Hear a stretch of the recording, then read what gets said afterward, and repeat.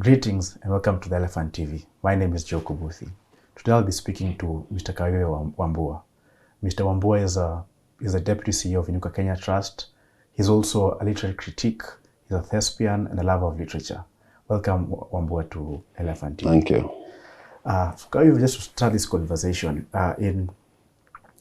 we're now heading to our seventh elections since the advent of multi-party in 1992.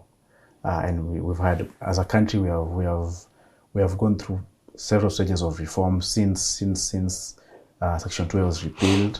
We passed the Constitution in 2010, and now even as we move towards our election, the next 34 days, what do you make of this reform journey that Kenya has taken since 1992?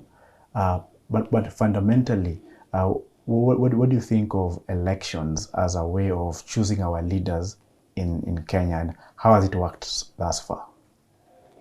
I think we can say, in terms of the democracy project, where democracy broadly is defined as the ability of Kenyans or people to choose their leaders and to, in a free and fair and credible process, and to hold those leaders to account.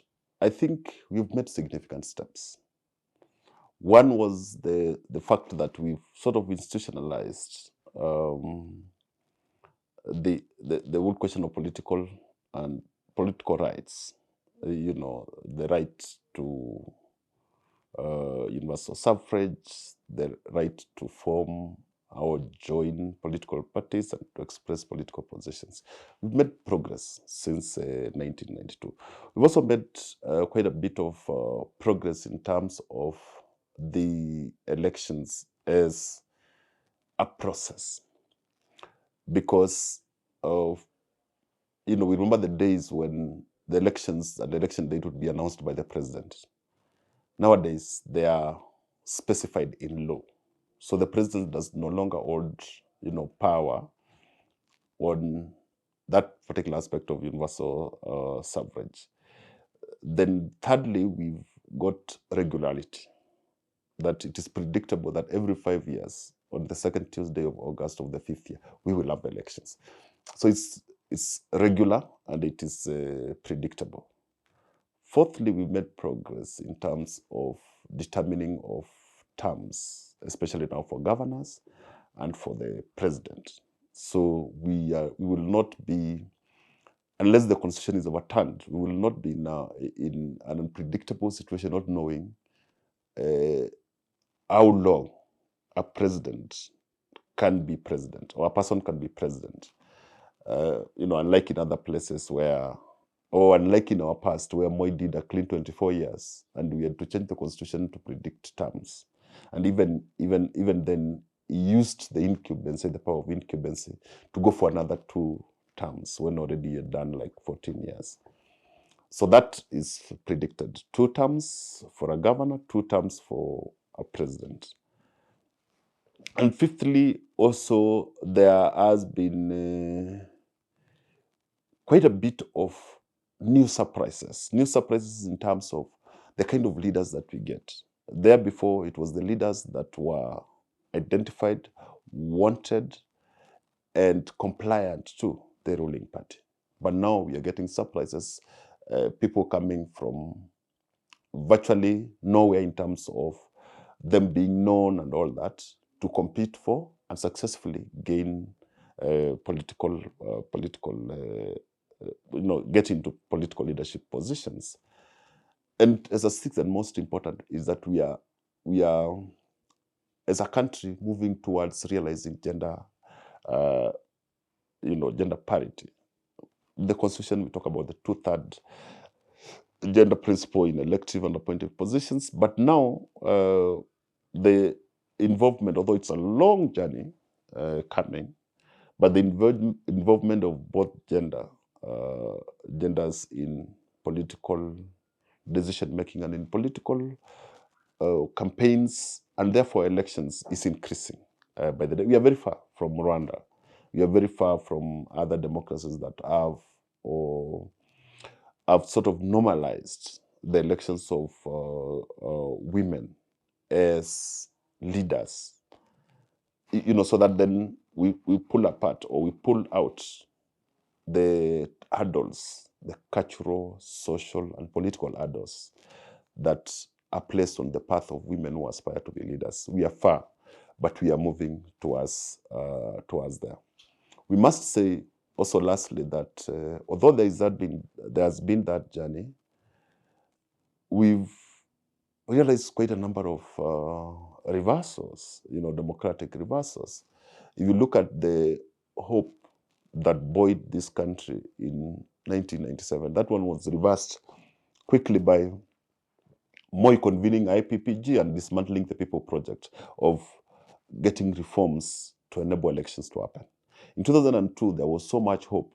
There was, hope that will transform this country. But the person who got in as President, Kibaki, reversed that a bit by not following the pre-election pledges.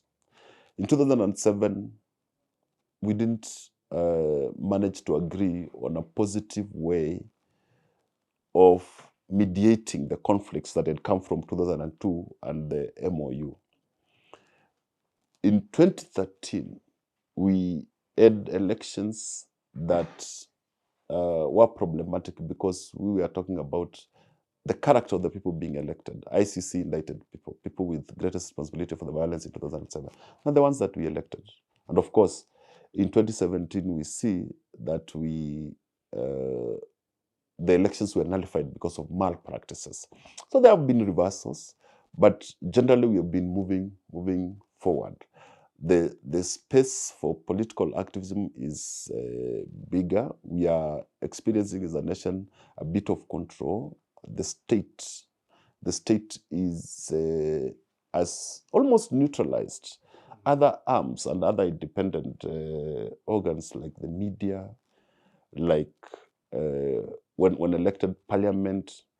So we are not there yet, but we've moved. Speaking of reversals and the elections, when the election season, and obviously there are very many polls coming out. One poll I think was done by TIFF a couple of months ago, and they indicated that 30% of voters are apathetic, and they're undecided about who they'll choose, and this indicates a certain level of voter apathy, particularly among the youth who increasingly are seeing this election cycle as a spectacle, some kind of vitimbi, whereby it's just the same crop, if not the same leaders, but the same crop of leaders coming in and championing particular kinds of manifestos and visions. But 5 years later, young men and women in this country are still struggling to survive, are struggling to manifest of their hopes and dreams. And with that kind of voter apathy, what would you say, particularly around the idea that increasingly people are thinking that we have it's democracy, granted, but then it's a level of electoral autocracy, whereby power and elite consolidation have begun realizing how they can gerrymander and manipulate democratic processes for their own purposes. What do you make of this, especially as we move towards 2022 elections? I think it is true that largely the same characters who were with us in 2002, give and take those that have died and those that have lost interest in politics or are incapacitated in any other form, these are the same ones that we are having now. The same arguments that we had in 2002, an incumbency, an incumbent president, or rather a retiring president who has got a favorite. A new, not necessarily new, but a different set of others who think that now, there is need for change. And the names and the people are the same. The only difference now here is that the one who is purporting to be new, or who is coming out as new, that is William Ruto, has been the deputy president of the republic until now, until the elections. So it's actually worse than 2002. It is new without being new. Yeah, it is the president supporting one side and the deputy president supporting another side. So we are. I think we are worse off than we were in 2002. And I think let's give the young people, the undecided people, the benefit, not of doubt, but the benefit of conscientiousness. There are people who have said, what have we achieved from 2002? What, in terms of actual gains from the democratic space, have we received or have we realized as a country? The question of unemployment is still huge. Remember, Kibaki in 2002 was saying he's create 5,000 jobs. I don't know how many we are creating now, but the same story, the same narrative over and over again. So our politics kind of seems to be sounding like a broken gramophone record. You know, gramophone records used to go if it gets stuck. So it's like we're doing the same thing of leaders in sleek cars or in helicopters talking to people who have not eaten or don't know where the next meal is coming from. That situation has largely not changed. So having voter apathy is not difficult in such a circumstance. And I think it's something that we need to realize that this country, we need to see some change. We need to realize some, and especially for young people. And that's my challenge to young people. That clearly the people of my generation going up are not leading us anywhere because they're taking us in concentric circles. And if we were to mentor them, we will mentor them without benefit of foresight. Yeah, because we have been unable ourselves to spin off from the concentric circle. So my challenge to young people is we need to reconfigure how they want to get involved in leadership, what that leadership will be. Because we have a constitution, yes, without overthrowing it, how do we reconfigure our own interpretation and involvement in politics? Today, the glees and of political leaders, the money question is by and large the question that determines who wins what position. But that has to change because not all young people have got money. So that has to change, and therefore they have. If we use the Fanonian adage that they have to discover their mission, their vision, and either fulfill it or betray it. I think in our case, we are stuck.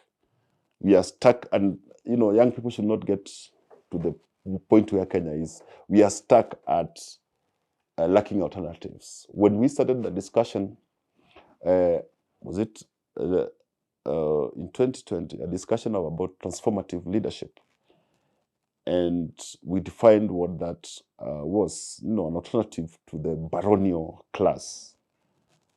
That discussion, although it's still ongoing, needs to be fast-tracked because there must be an alternative, and that alternative can be provided for by young people.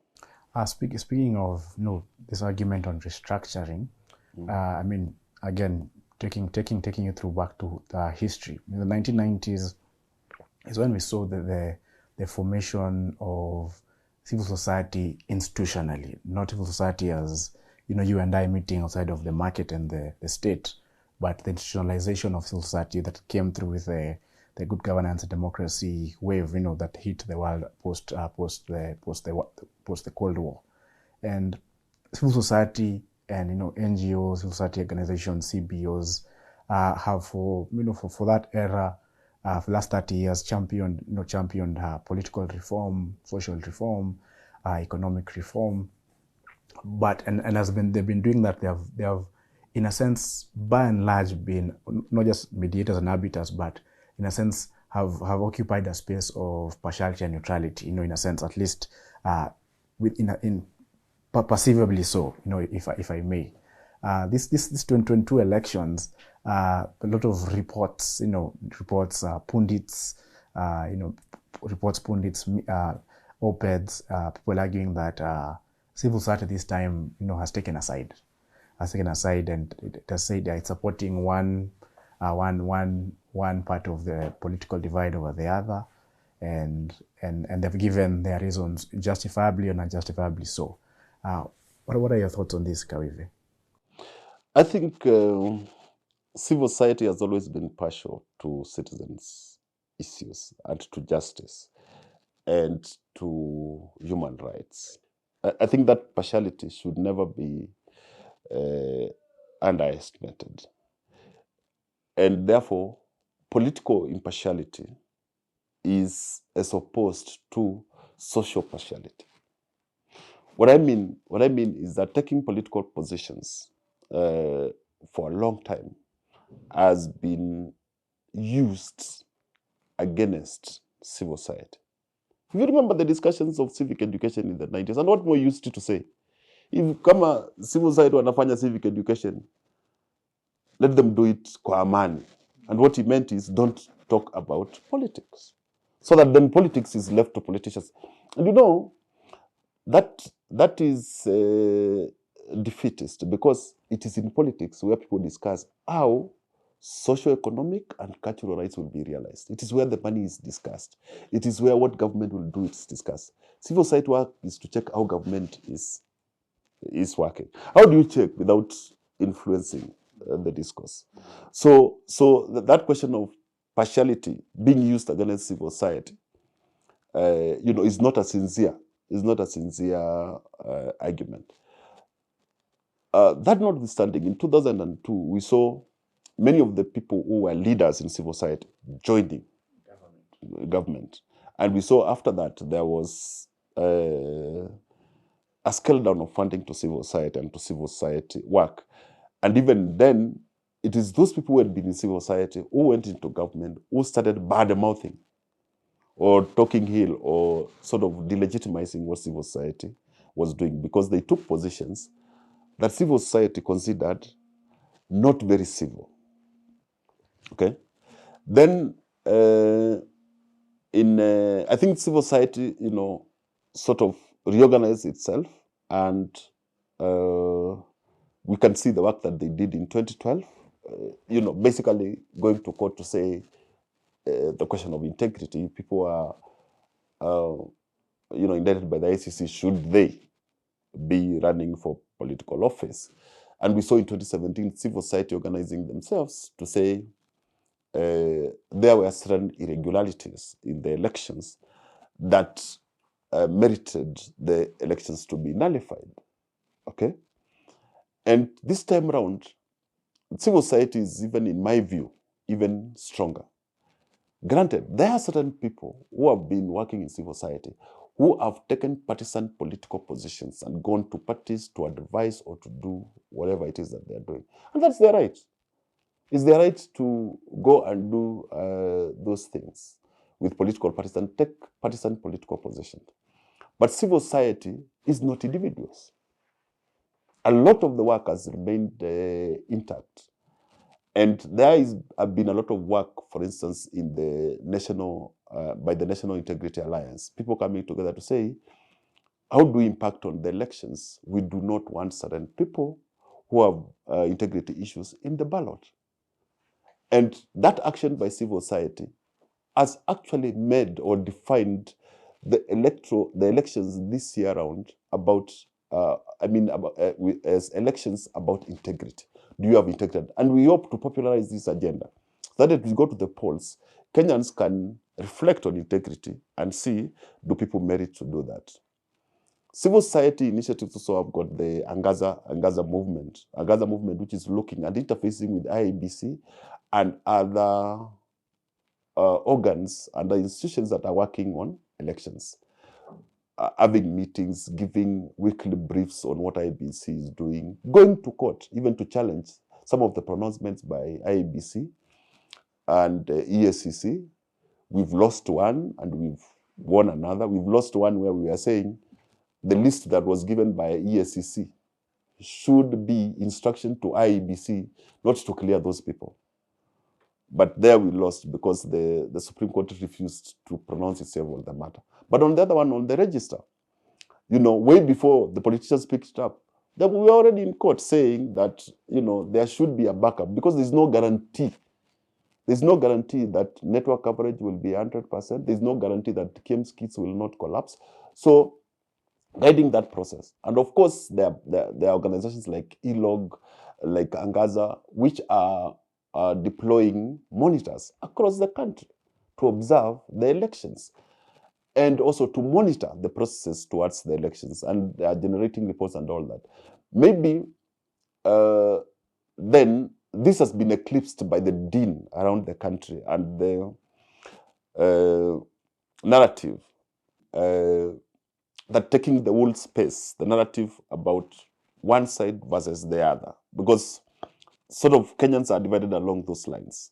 So that then when you see a person who was a leader in civil society has gone to seek to be elected or has gone to select to support a particular political party, then you say civil society has gone.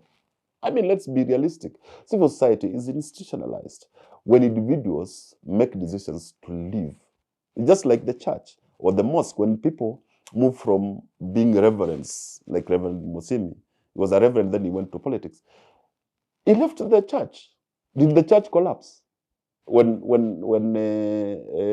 Kibwana and Kiraitu Morongi left the civil society to go into politics, they went into politics. The civil society still remained. The problem is one of a conception that you associate civil society with individuals. It is not associated with individuals. And individuals have got the right to make a decision to change. And when they change, period. Then why do you think, I mean, outside of the conception, why is public perception that loud around this conversation of society supporting either side or people taking positions? It is the Moi debate, it's the Moi discussion of saying, if you're in civil society, stay in civil society. If you're in the church, stay in the church. That's the Moi schism. Yeah? So, and you see the people who are propagating that are Moi orphans. The people in political power who think that, civil society going into politics means you start discussing questions of integrity. You start discussing questions of constitutionalism. Whereas the political players want it to be a free field where everybody says anything and everything goes. And there is no checks. Because civil society work is about analyzing and providing checks for government. And when they go into government, and when they go into those spaces, give them that they do not lose everything that they learn. They do not lose their moral foundation. So they bring something positive, and that's not wanted because then they are afraid that the agenda of politics is going to shift. And people are afraid, will spread the rumors, will say there is no civil society. When you say there is no civil society at the national level and even at the grassroots, there is a civic society, organizations that are concerned about matters of citizens in those local levels. They are everywhere. The number of people organizing to meet the leaders who want to aspire, the number of initiatives that are being organized around accountability, the question of social audits, it's happening on the ground. So just because one person went to party A or to party B or is exposing the tendencies of party A or party B and they were in the civil society, is no qualification to say civil society has gone. And I think it's just the question of shaping narratives. Yeah? And in 2013, we saw the attack on civil society being called evil society. We saw that. And that shaped narratives. We saw the attack on people who were in the reform movement in 2003 and 2004, but were now in government, and they were like, if this is what civil society is doing, then civil society is not civil at all. We saw those attacks. Speaking on narratives, Kawive, I mean, we're moving to these elections where on one hand, particularly on the UDA political party and spearheaded by Deputy President William Ruto, the key narrative that they have shaped up for this election contest has been, this bottom-up economic model, of course, championed by economist David Ndii, about how Kenyans will live, sustainably together, particularly around the economy. And then on the other side, maybe not institutionally, but particularly around the top individuals, Martha Karua, who's Raila Odinga's running mate, and of course Raila Odinga, talking about question of inclusion and people being included into this project called Kenya, and these two competing narratives. Of course, until now and possibly the next 34 days to the election, there's a lot of spectacle, so things are not being framed around that. But then in your view, how does civil society, especially after August 9th, once Kenyans go to the ballot, they choose their leaders, whoever side comes in and comes, what does civil society need to do to be able to one, what's this narrative, but then two, how does it now start contesting within the public sphere to shape particular narratives, not just because it's a set, it's a complex web that that speak for the marginalized, the dispossessed, and alienated in a way that the whole society can now lift itself up. I think on the first point, you are not correct, so to speak. There are not two narratives. It's only one narrative being propagated by two people. Yeah. Look, we are talking about bottoms up, and we are going to communities with aeroplanes. Like, seriously? Is that what bottom up really means? We are talking about an hypothetical wheelbarrow. Yeah, it's a wheelbarrow movement. So, how different is that from the colonial 1920 rule of saying Africans should go and work in farms and push wheelbarrows, while Wazungus are in the offices or whatever it is? We are talking about empowerment to local communities, which is extremely good. Let it not be otherwise said. It's extremely good. But where is the money to do it? We are spending 65 shillings out of every 100 in our revenue to pay debt. The 35 that is remaining is not even enough to pay teachers. I mean, there's the bliss of getting votes and the actual process of implementation. If you go back to 2013, there is no group that has the best promises like the Uhuru Kenyatta and the Ruto group. Right. How many of those promises have been realized? Yeah. Is it not the same mouths that they are using now to say the same things that they said in 2013? So let's be practical here. Let's not even say that we are choosing between what will be done and what will be done by the other. No, we are choosing between promises. But we remember that the question for me would be, where is it that there is, or for the voter would be, where is it that there is the possibility of the realization of what has been promised? Yeah, give it to us as Kenyans that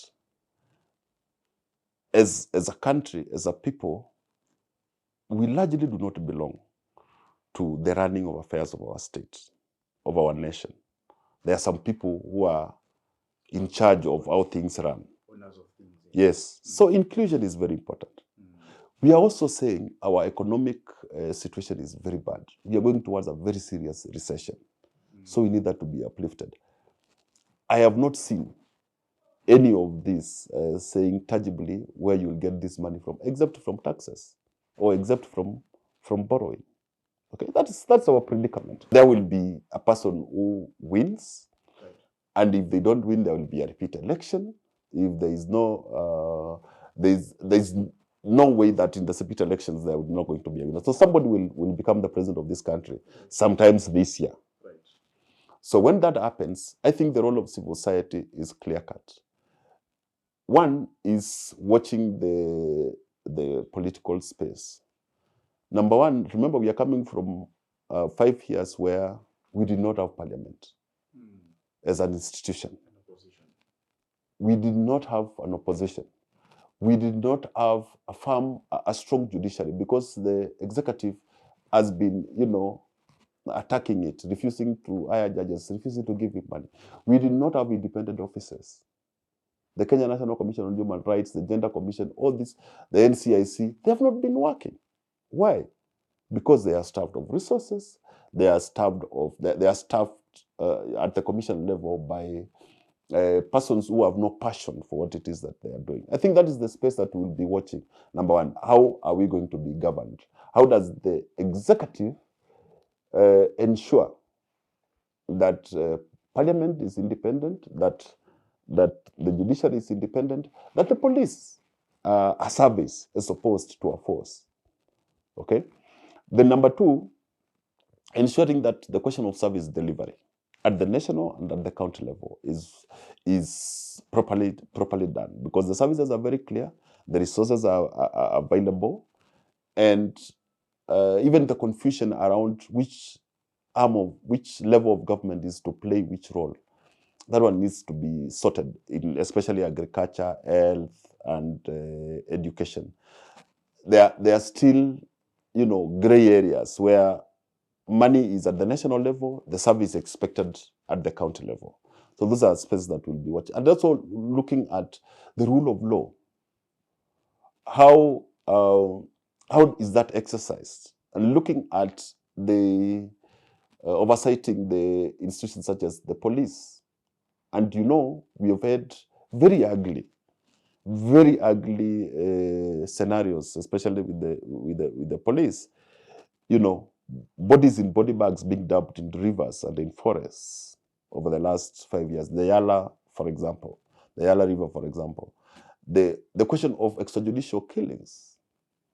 Trigger happy police killing young people in slums because they suspect them of various things without evidence, but they kill them, and then nothing happens to them. So those are things that we will keep talking about, and basically to ensure that we build also capacities of communities and of civic communities to ensure that they protect community interests, they protect the rights of minorities across the nation. Finally, Kawive,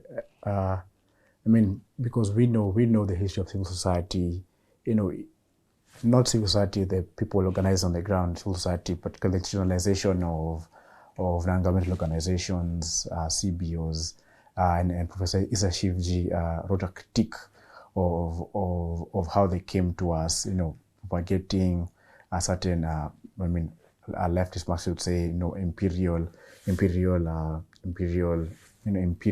decisions and agendas, especially now within the age of decolonization, coming from a five-year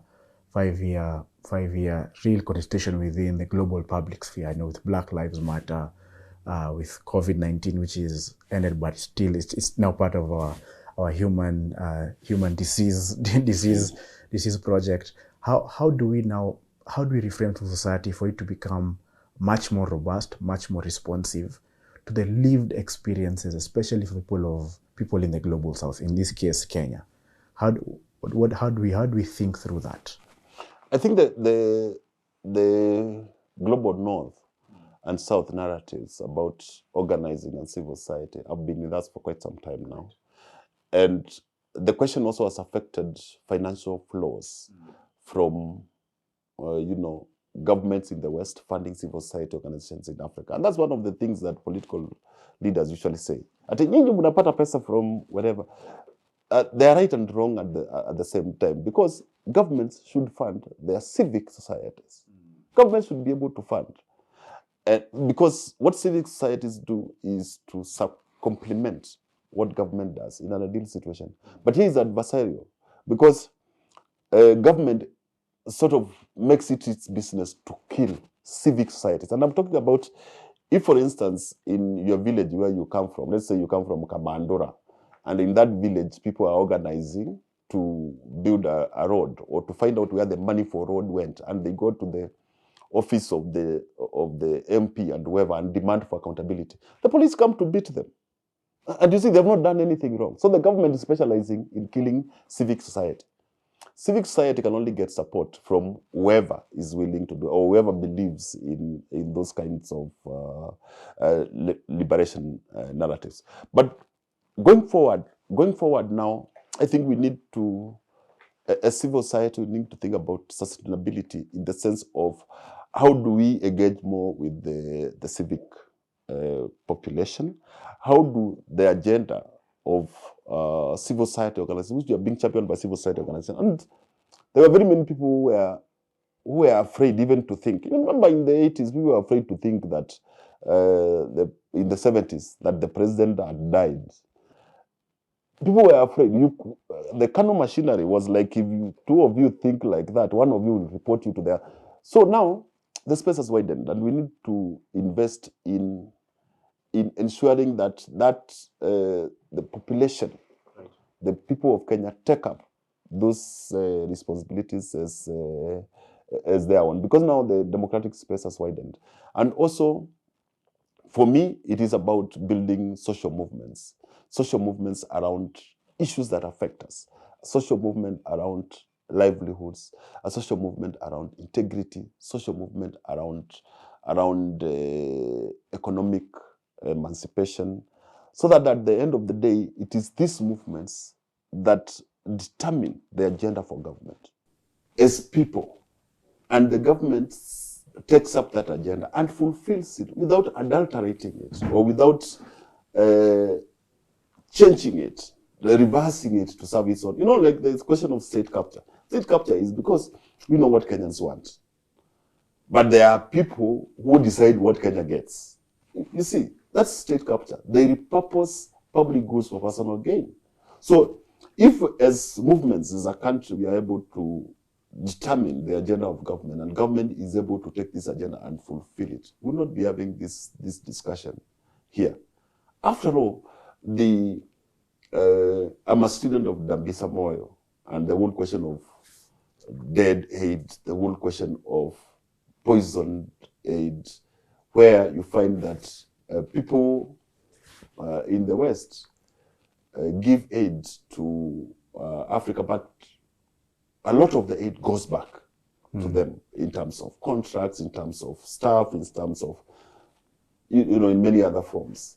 That's the whole question of loans that you get money from a loan, and most of the loan is used by those countries bringing their own expertise, their own equipment, their own merchandise here, who sort of sap the same bag. So those are contesting narratives. Because we can say, if there was no support from elsewhere, there wouldn't be the civic space that we are talking about now. No, it will not be there. So we are not saying all is good or all is bad. We are saying that we look at sustainability, we look at capacity building the civic space so that people are able to actively own government. It's when you are elected as a governor, now you go around riding in a big car and you think we are chaff. No. We don't say get out of the car, but listen to us. Listen to us, document it, do what it is that you have to. And it just started. Elgeyo Marakwet is leading, followed by Makueni, where people are saying, this is what we want to do with our money from the equitable share. We set our projects, we say how we want them to be done, and they are done without them being barred by the government. And that's a good starting point. When we have that across the country, then now we can go to the next level and start asking what's working and what's not working. What do we need to change? And what is it that we need to adapt and continue with? But that thing about people coming together in the various civic spaces, if it's a county, people coming together in a county, forming a Sautietu group or a Maskani hub or a formation that basically says, this is the agenda for the government. And mobilizing to get the government to adopt that agenda at that level. And that will cascade to the national level. Yeah? Where, yes, we will have a government of politicians, but they're not making us promises. They are telling us how they will implement the things we have said, not them have created. Because those that they have created are the ones that fall through the cracks, and then you start asking questions. Yeah, where did the money go? Yeah, like when we ask the money about the Kimarel Dam, we ask the money about free primary education, we ask the money about the stadiums. You know, we are given, we are either stonewalled, or we are given answers that are not answers. Yeah, you know, like for Ruto, for example, to go around saying it is the handshake that spoiled the Big Four agenda. So the handshake took the money. Where was the money? Is it the one that increased borrowing from 1.5 trillion to now 10 trillion? You know, and so those narratives that are being created of falsehood, they're on both sides of the divide.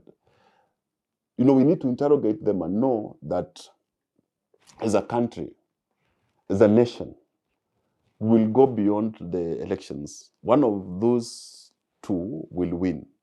And when they win, what is important for us is how do we hold them to account.